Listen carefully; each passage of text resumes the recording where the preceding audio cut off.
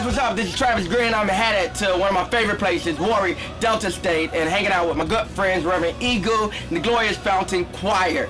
This is going to be an incredible conference this July. I need everybody to plan to be there. It's called Revival, Fire, Power, and Glory. That's right, it's a worship encounter right there at the City of Refuge every day at 3 p.m., July 20th through the 22nd. Listen, do what you can do to be in the place so we can worship and go up together. I can't wait to see you soon. Love you.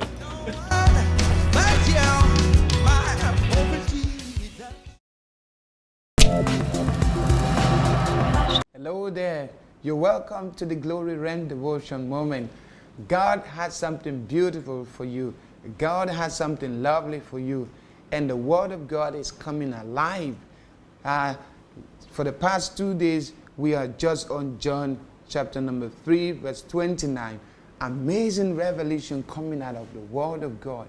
And things are just falling in place beyond my imagination and calculation. I didn't think this up.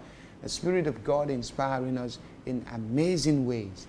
And we are seeing Christ and the bride in a simple conversation between John and his disciples. And you know, the disciples have come to him with concern that Jesus, whom John baptized, is already, baptizing people not too far from when John was baptizing. And John was like, why are you threatened? Why are you feeling insecure? That's the reason why I came. I'm not the Messiah. I am only a voice. I came that he may be made manifest. And that's why I've introduced him to the world.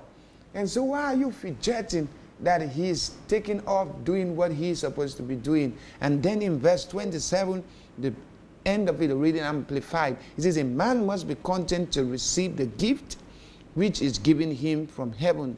There's no other source. So John was like, I'm content being what God has called me to be. And remember yesterday talking on this, I was trying to make us to understand by the leading of the Spirit of God that we should just stay where God placed us. We should just be content being who God called us to be.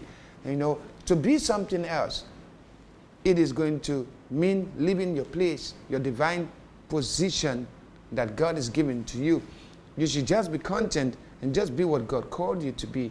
And in due season, if he desires you to become something else, he's going to do that himself. We should not become treasures, becoming backstabbers, because we are jealous of somebody fulfilling his destiny. You should be content standing with somebody. And that's why John said, he is the bridegroom.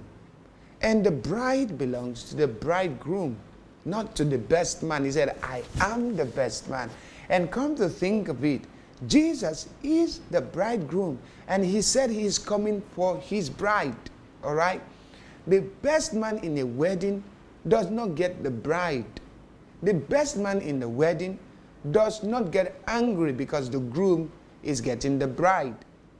And the people make up the church. So if the people are going to the Lord, then the one who is the servant of the Lord, who is representing the interest of the Lord, should rejoice that the Lord is having his bride.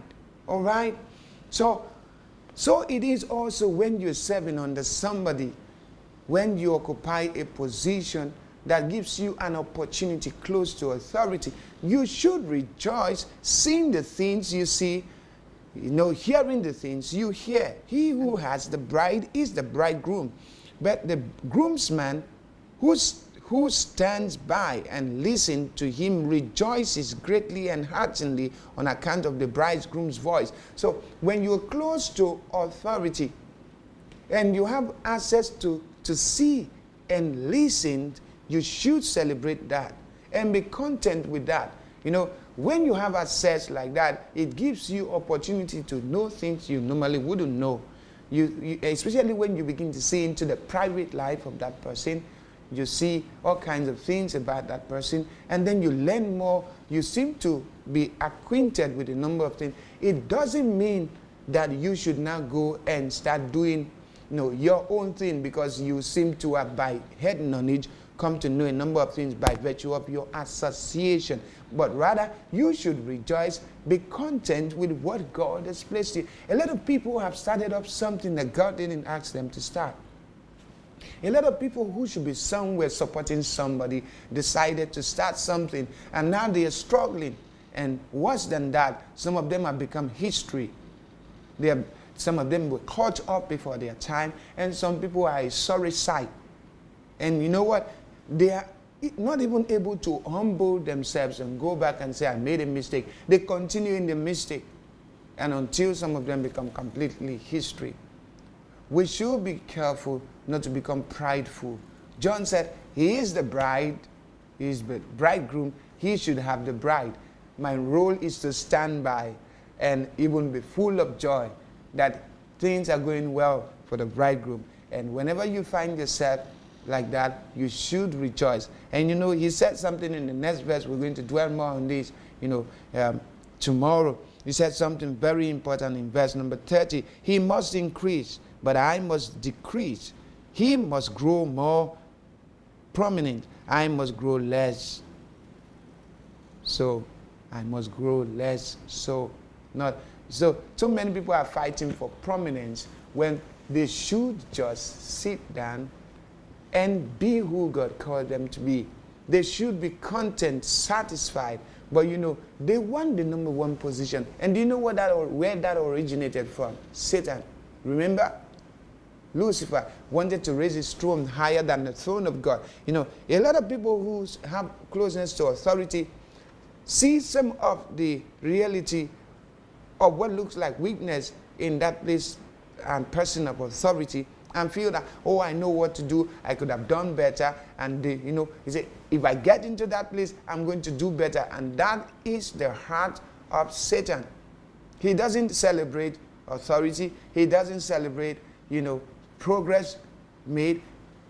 He always wants to see himself as the one receiving the praise, the glory, and actually as the one who is number one. If you have the privilege to hear what you hear, see what you see, just be content with that, because godliness with contentment is great gain. Thank you for being part of today's broadcast. It's a joy coming your way.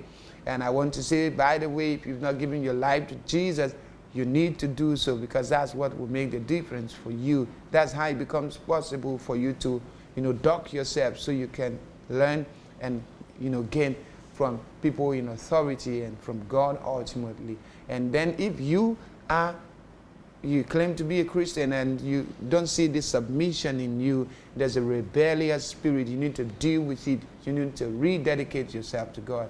And I'm telling you, your life will never be the same again. Thank you for being part of the broadcast. Till I come your way again tomorrow. This is Igho Yegbeburu. God bless you.